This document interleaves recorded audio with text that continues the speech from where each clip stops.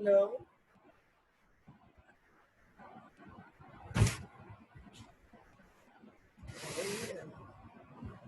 अस्सलाम वालेकुम। वालेकुम सलाम। जी बेटा, स्क्रीन पे देखिएगा। स्क्रीन पे आपको नज़्म नज़र आ रही होगी, तगय्युर।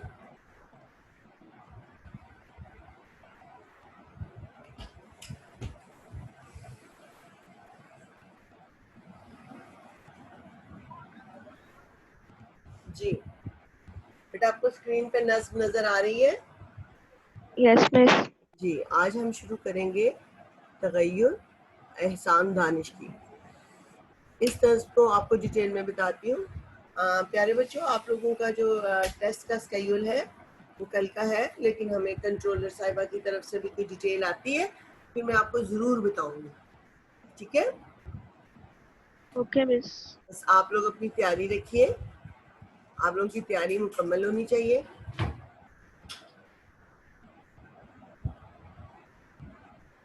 जी, अब हम इसको मैंने आपको पहले भी बताया था, इसको डिटेल में आपको बता दें। एहसान दानिश जो थे हमारे यहाँ शायर मजदूर कहलाते हैं। एहसान दानिश ने एक शायर की हैसियत से अपना मुकाम अपनी हिम्मत और मेहनत के बलबूते पर हासिल किया, और उस वक्त हासिल किया जब बड़े सगीर एक तरफ जोश मली आबादी की इनकलाबी नज़्मों में गूंज रहा था और दूसरी तरफ हफीज जालंधरी और अख्तर शरानी की मुतरन्नम शायर लोगों के दिलों को मसूर किए। अब देखिए, एक तरफ तो वो किसी की गूंजदार इनकलाबी नगमे नज़में, और एक तरफ बड़ी मधुर सी सुरीली सी आवाज़ में गीत गज़लें गाए जाए। आप भी अगर मौजूद हो, आप शोर शराबे वाली जगह पे नहीं जाएंगे। अगर आपको कहीं पुरसुकून माहौल मिले तो आपकी अट्रैक्शन उसी की तरफ होगी। तो यहाँ पे हम आपको ये बताना चाह रहे हैं कि जिस ज़माने में एहसान दानिश थे, यानी 1914 से 1982 तक का ज़माना। 1914 में पैदा हुए, 1982 में इन्होंने वफात पाई। इस दौर में जब लोग मुख्तलिफ मिजाजों के थे, लेकिन इनकी शख्सियत, मेहनत की अज़मत लोगों पर वाज़ेह थी। ये जिद्दोजहद से भरपूर ज़िंदगी गुजारते थे और इन्हें शायर मजदूर कहा जाता है। शायर मजदूर किस लिए कहा जाता है? कि इन्होंने मेहनत से ज़िंदगी गुजारी, जिद्दोजहद की।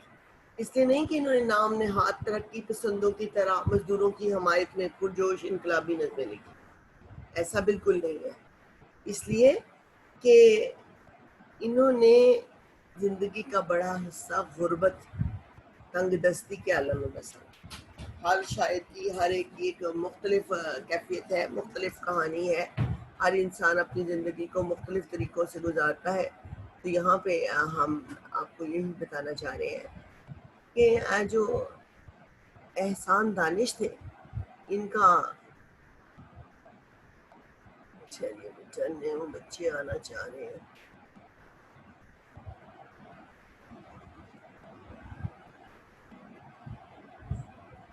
जी, तो इन्होंने अपनी ज़िंदगी गुर्बत और तंगदस्ती में गुजारी। बेटा अपना माइक बंद कीजिए ईमान, अपना आपका कैमरा ऑफ है, कैमरे को ऑफ कीजिए। तो अख्तर शेरानी ने पेट भरने के लिए ईंटें भी ढोई, फावड़ा चलाया। यानी आप देखिए, जिस वक्त मजदूर कोई चीज़ की खुदाई करते हैं तो फावड़ा चलाते हैं। चौकीदारी भी की, चपड़ासीगिरी भी की और बागबानी जैसी नौकरियां भी। एहसान दानिश ने अपनी ज़िंदगी में बहुत मेहनत की, बहुत जिद्दोजहद की। इन्होंने पंजाब यूनिवर्सिटी की तामीर के वक्त एक मजदूर के तौर पर ईंटें भी उठाई और गारा ढोने का काम। पहले मिट्टी की चुनाई होती थी, वो जो गारा था जिसे ईंटों को लगाया जाता था, इन्होंने उसको भी इस्तेमाल किया। वो लाहौर की शिमला पहाड़ी पर चौकीदारी भी करते थे, मगर इस मेहनती मजदूर को उन्होंने इसलिए कभी आर नहीं समझा, उन्होंने कभी बुरा नहीं समझा। मेहनत करने को उनके नज़दीक कोई ऐब नहीं समझा जाता था। वो कहते थे कि मजदूरी के साथ अपनी इल्मी लियाकत और अदबी काबिलियत को कुछ इस तरह बढ़ाते रहे کہ نوجوانی ہی میں وہ ملک کے مشہور شاعر. دیکھیے ایک طرف تو وہ محنت مزدوری کرتے تھے اور دوسری طرف وہ شاعری کرتے تھے، لیکن یہ چیز انہوں نے یہ نہیں کہا کہ لوگ ان کو کیا کہیں گے یا کس طرح کہیں گے، بلکہ ہوا یہ کہ ان کو مشہور شاعروں میں مقام ملا. احسان دانش ایسے شاعر ہیں جو قادر الکلام ہیں، جو اپنے کلام پر پوری قدرت رکھتے ہیں اور دنیائے شعر و ادب میں ایک معیاری شعر کہنے والے کی حیثیت سے انہیں استاد سخن کا درجہ حاصل ہے. دور حاضر کے صف اول کے شاعر کی حیثیت سے انہوں نے غزل نظم دونوں میں اپنی ندرت فکر اور قدرت بیان کا لوہا منوایا. یعنی ایک نیا خیال اور آپ کا بیان انتہائی اعلیٰ درجے کا. ان کے بہت سے شعری مجموعے جو چھپ چکے ہیں. ان کی آپ بیتی جہان دانش نثر کا بھی خوبصورت نمونہ ہے. اس کے علاوہ دیگر اصناف یعنی قطعات بھی کثرت سے کہیں. یہ تھا احسان دانش کا ایک ہلکا سا تعارف. اب ہم جس نظم کو کرنے لگے ہیں اس نظم کا عنوان ہے تغیر. تغیر کے معنی ہے تبدیلی. اب یہاں پوری نظم میں شاعر کیا کہنا چاہ رہا ہے؟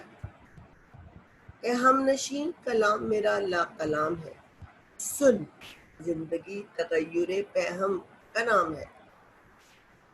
راتوں کو ہے سحر کی تجلی کا انتظار، ہے ہر صدا فراق خاموشی میں بے قرار. سوئے خزاں بہار گلستاں روانہ ہے، ہر برگ کا سکوت سراپا فسانہ ہے. نکھت کی کوششیں کہ نکلنا نصیب ہو، موسم کو یہ لگن کہ بدلنا نصیب ہو.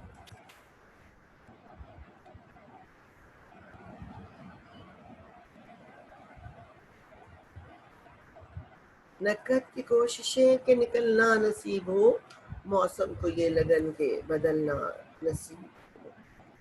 شہروں میں انقلاب بیاباں میں انقلاب، محفل میں انقلاب شبستان میں انقلاب.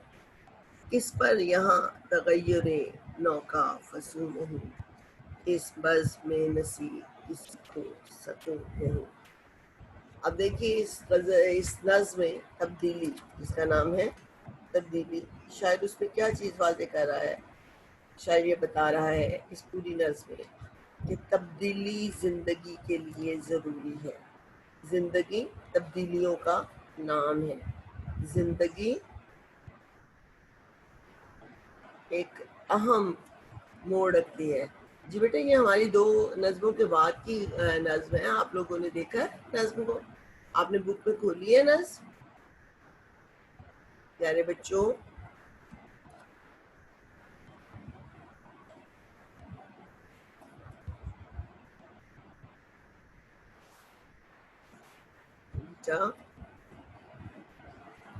Yes, miss. جی تو یہ آپ دیکھیں یہ بڑی اہم نظم ہے. اس کے پہلے دو اشعار اور آخری دو اشعار عموماً جاتے ہیں. اب اس پوری نظم میں شاعر کیا کہہ رہی ہے؟ شاعر کہتا ہے کہ زندگی نام ہے تبدیلیوں کا.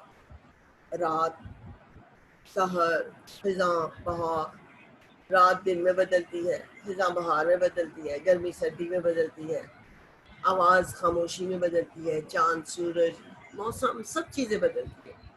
غرض کے ہر جگہ ہر شے کا انقلاب اور تبدیلی کا شکار ہوتی ہے.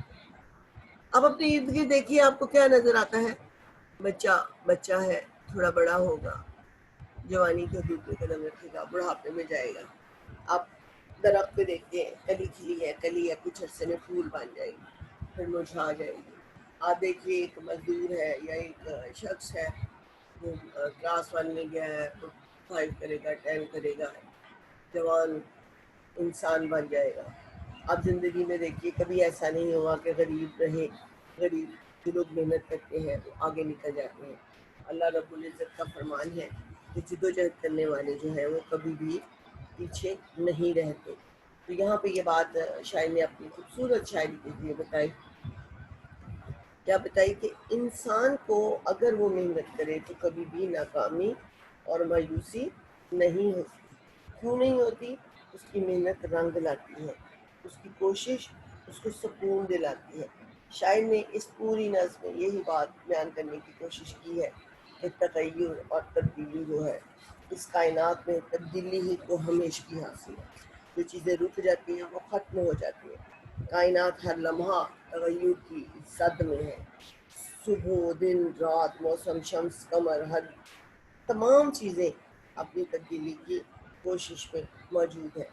زندگی تبدیلی ہی سے عبارت ہے. زندگی اگر تبدیلی نہ ہو تو زندگی رک جائے. اب اس کے پہلے شعر کو دیکھیے. اے ہم نشیں کلام میرا لا کلام ہے. شاعر یہ کہتا ہے اے ہم نشیں، ہم ہوتا ہے ساتھ، نشیں جو رات گزارے، جو وقت گزارے، جو ساتھ رہے، ساتھی، دوست. کلام کہتے ہیں بات کو، گفتگو کو. شاعر اب یہ کہتا ہے کہ تغیر پہم سن زندگی تغیر پہم کا نام ہے. تغیر پہم اس تبدیلی کو کہتے ہیں جو مسلسل آتی ہے، جو ایسی تبدیلی جو کہ قائم رہتی ہے.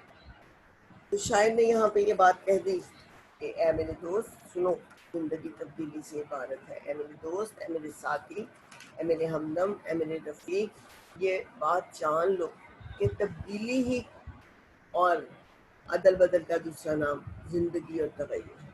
تبدیلی اور تغیر جو ہے یہ سلسلہ رواں دواں ہے. رات کا دن میں بدلنا، سکوت کا آواز میں بدلنا. اب یہ دیکھیے راتوں اے ہم نشیں کلام میرا لا کلام ہے. میری جو باتیں میں تمہیں بتا رہا ہوں اپنی شاعری کے بارے میں کہتے ہیں کہ میری شاعری میں کوئی کلام ہی نہیں ہے، یعنی اس کے بارے میں کوئی دوسرے کہتے ہیں نا اس کا تو جواب ہی نہیں ہے، تو اس میں تو کوئی دوسری رائے نہیں. میرا کلام لاجواب اور بے مثال ہے. میں حقیقتوں کا ترجمان ہوں. میں جو باتیں کہہ رہا ہوں میری شاعری حقائق کی عکاس ہے. میری شاعری میں جو باتیں ہیں وہ ایسی نہیں ہے کہ زمانہ اس کو بھلا دے. کہا کہ جو بات بھی کہوں گا اس میں سچائی ہے، نہ ماضی اس میں شبہ کر سکتا ہے، نہ حال اور نہ مستقبل. گویا یہ ایک مانی ہوئی حقیقت ہے. شاعر اس کو کہنے کے بعد کہ میری شاعری بے مثال ہے کہتا ہے سن، یعنی میری بات کو توجہ سے سنو. یہ پوری نظم ایک حقیقت ہے. اس نے کہا کہ زندگی تغیر پہم کا نام ہے، مسلسل تبدیلی کا نام. شاعر پہلی دلیل میں پیش کرتا ہے، اب آگے وہ دلیلیں دے رہا ہے. پہلے تو اس نے کہا کہ میری شاعری جیسی شاعری نہیں ہو سکتی، لیکن تم سنو، توجہ سے سنو. کیا بات سنو کہ یہ زندگی کی تبدیلی ہے، تبدیلی ہی زندگی کا دوسرا نام ہے. اب تم یہ بات سن لو. راتوں کو ہے سحر کی تجلی کا انتظار، ہے ہر صدا فرا کے خاموشی میں بے قرار. کہا کہ رات جو ہے وہ انتظار میں ہے کہ میں دن میں کب بدلوں گی، صبح کی روشنی کب ہوئے گی.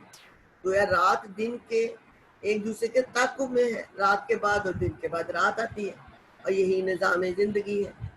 جیسے کہ شاعر کہتا ہے صبح ہوتی ہے شام ہوتی ہے عمر یوں ہی تمام ہوتی ہے. تو شاعر نے یہ بات کہہ کر یہ واضح کر دیا. اب دوسری دلیل وہ کیا دے رہا ہے؟ وہ کہہ رہا ہے ہر صدا فرا کے خاموشی میں بے قرار. دوسری دلیل شاعر یہ دیتا ہے کہ آواز بے قرار ہے، آواز گونجتی ہے لیکن اس کے بعد اس کو بے چینی ہے کہ وہ خاموش ہو جائے، وہ خاموشی سے جدا ہو. خاموشی جب آپ بولتے ہیں تو خاموشی ختم ہو جاتی ہے، اور خاموش ہونے کے بعد آواز، اور آواز کے بعد خاموشی ہے. پہلے انسان بولتا ہے پھر وہ خاموش ہوتا ہے پھر وہ بولتا ہے، یعنی خاموشی کے بعد آواز اور آواز کے بعد خاموشی ہے. یہ اضطراب ہے، یہ بے چینی ہے. خاموشی معنی خیز ہوتی ہے اور آواز خاموشی کے اس مفہوم کو عام کر.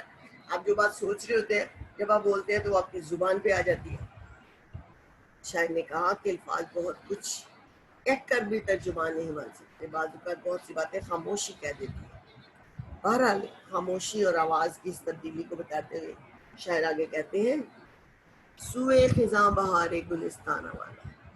سوئے خزاں، خزاں کی طرف، باغ کی بہار جا رہی.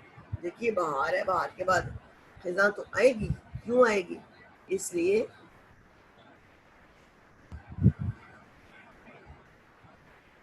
آئے گی بیٹا کہ وہ لوگ جو بہار کے انتظار میں رہتے ہیں اس کا استقبال کرتے ہیں. آخر کائنات کا نظام یہی ہے، اگر بہار ہی رکی رہے تو آپ اس سے بھی بور ہو جائے. اس لیے بور ہو جائے کہ انسان تبدیلی، آپ میٹھا کھا کھا کے تھک جاتے ہیں، آپ کو نمکین چاہیے، آپ نمکین کے بعد میٹھا. انسان تغیر اور تبدل چاہتا ہے. انسان رک نہیں سکتا، رکے ہوئے پانی میں سڑاند آ جاتی ہے، اسی طرح رکے ہوئے انسان کی زندگی کو زنگ لگ جاتا ہے۔ تو شاعر کہتا ہے کہ آج پودوں پر پھول بہار دکھا رہے ہیں، تو جلدی وہ پھول زرد ہو کر مٹی میں مل جاتے ہیں۔ آج حسن کی بہار دیدنی ہے، تو کل وہی حسن بڑھاپے کی زیادہ میں آ کر مرجھا جاتا ہے۔ آتش نے بہار اور خزاں کے اسی عدل بدل کو زندگی کے ساتھ ملا دیا ہے اور کہا ہے کہ باغ کا ہر پتا بظاہر چپ ہے، مگر افسوس اس کا سکوت بھی بہت کچھ کہہ رہا ہے۔ جب بہار کے بعد خزاں آتی ہے، وہ اپنے دل میں بہار اور خزاں، شگفتگی اور خوبصورتی کی بہت سی داستانیں لیے ہوئے۔ پتے کی شکل زبان، آپ دیکھیں پتا یوں پیچھے سے جا کے آگے نوک بنی ہوتی ہے، زبان کی بھی نوک بنتی ہے، تو کہا کہ وہ زبان کی شکل کی طرح ہے، جو کچھ کہنا چاہتا ہے مگر کہہ نہیں سکتا۔ سننے والے اس سکوت میں بھی بہت کچھ سن لیتے ہیں۔ ایک پال نے پھولوں کو مخاطب کرتے ہوئے کہا تھا، سو زبانوں پر بھی خاموشی تجھے منظور ہے، راز وہ کیا ہے تیرے سینے میں جو مستور ہے، یعنی تیرے سینے میں کون سا راز چھپا ہوا ہے۔ قصہ یہ کہ قرآن پاک میں ہے کہ اللہ تعالیٰ کے درمیان دنوں کو عدلتے بدلتے رہتے ہیں، لوگوں کے درمیان دن کو عدلی بدلی کرتے رہتے ہیں۔ جس طرح صحت کے ساتھ بیماری، غم کے ساتھ خوشی اور فتح کے ساتھ شکست، غلبے کے ساتھ مغلوبیت ہے، اسی طرح دن کے ساتھ رات، سکوت کے ساتھ صدا اور بہار کے ساتھ خزاں وابستہ ہے۔ باغ میں پھول، شگوفے اور پتے اپنی زبان بے زبانی سے اس حقیقت کو بیان کر رہے ہیں۔ تو شاعر نے اس چیز کو بڑی خوبصورت دلیلوں سے واضح کیا۔ نکھت کی کوششیں کہ نکلنا نصیب ہو، موسم کو یہ لگن کے بدلنا نصیب ہو، شمس و قمر کو ضد ہے کر میں سفر رہیں، بے رنگینیوں میں خالق و شام و سحر رہیں۔ شاعر بڑے خوبصورت انداز میں یہ بات واضح کرتا ہے۔ نکھت کہتے ہیں خوشبو، لگن آرزو، خواہش، فراق کہتے ہیں جدائی۔ تو شاعر یہ کہتا ہے کہ خوشبو کی کوشش ہے کہ وہ پھولوں کے اندر جو چھپی ہوئی خوشبو ہے وہ پھول کی قید سے رہائی کی کوشش میں رہتی ہے، اور موسم اپنے وقت پر بدلتے ہیں۔ یہ سب کچھ اسی حقیقت کا اظہار ہے کہ دنیا میں تغیر ہی کو دوام ہے۔ شاعر کہتا ہے کہ پھول جب کھلتا ہے تو اس کے اندر خوشبو ہوتی ہے، وہ خوشبو بے چین ہے کہ یہ پھول کب کھلے اور کب میں اس پھول سے آزادی حاصل کروں۔ کائنات کی ہر شے کی طرح پھول، خوشبو، پتے، تمام چیزیں بے چین ہیں۔ وہ پھول کے سینے سے باہر نکل کر ہوا کے کندھوں پر سوار ہو کر کائنات کو مہکانے کے لیے بے چین ہے۔ وہ دوبارہ پھول کی آغوش میں نہیں آتی، اور جس قیدی کو آزادی مل جائے وہ دوبارہ اس قید میں نہیں آتی۔ شاید یہی بات بڑے خوبصورت انداز میں کہہ رہا ہے کہ جہاں قدرت کے موسم دن رات ہے، وہاں پھولوں کی خوشبوئیں بھی بے چین ہے کہ وہ بے تاب ہے، وہ بے قرار ہے، وہ چاہتی ہے کہ کھیتیاں شاداب ہوں، سرسبز ہوں، اور تبدیلی، تغیر اور انقلاب سے کائنات عبارت ہے، اور یہ اس کی خوبصورتی ہے۔ شمس و قمر کو ضد،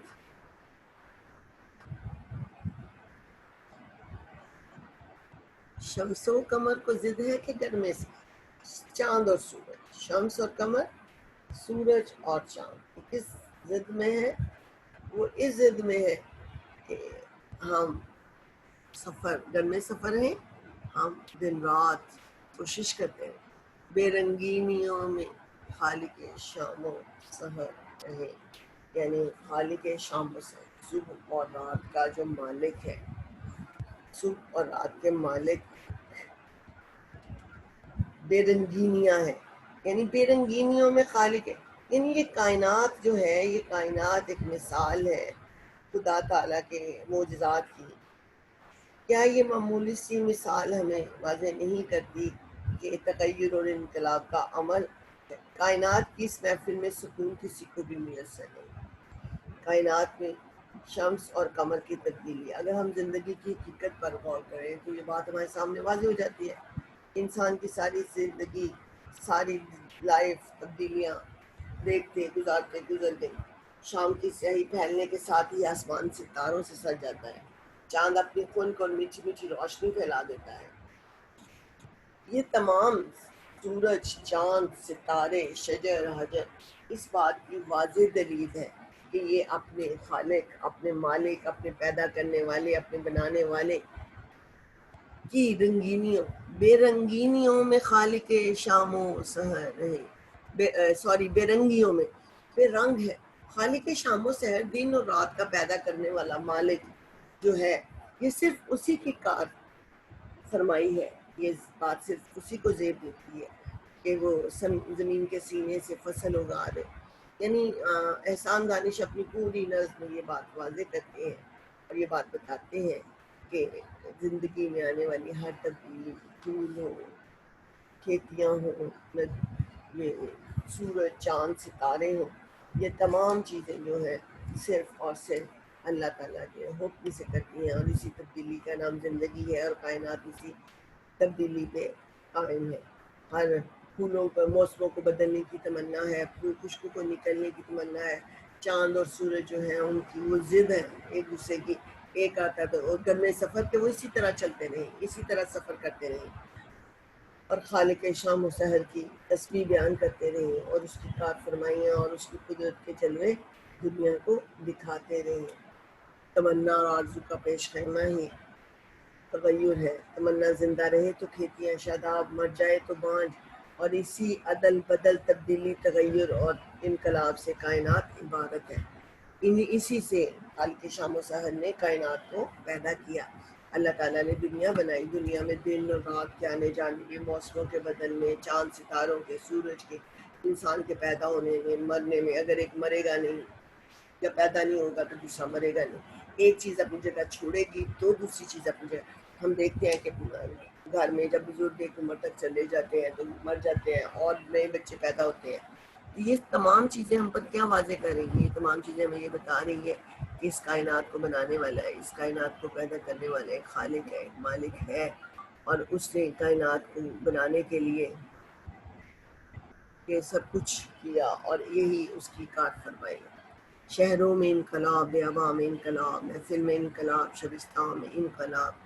شاعر یہ کہتا ہے کہ شہر ہو، صحرا ہو، محفل ہو، شبستان ہو، تمام چیزیں دلال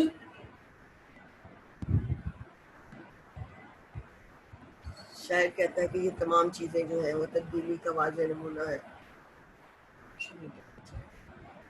شاعر یہاں شہروں میں ہونے والی، اب آپ دیکھیے آج کے اس دور میں شاعر اپنی نظم میں بتاتا ہے کہ آج ہمیں شہروں میں، آپ دیکھیے کہ اس سے 20-30-40 سال پہلے شہروں کی حالت آپ کو کیسی نظر آ رہی تھی. شہر کہیں گیس تھی، کہیں نہیں تھی، کہیں بجلی تھی، کہیں نہیں تھی.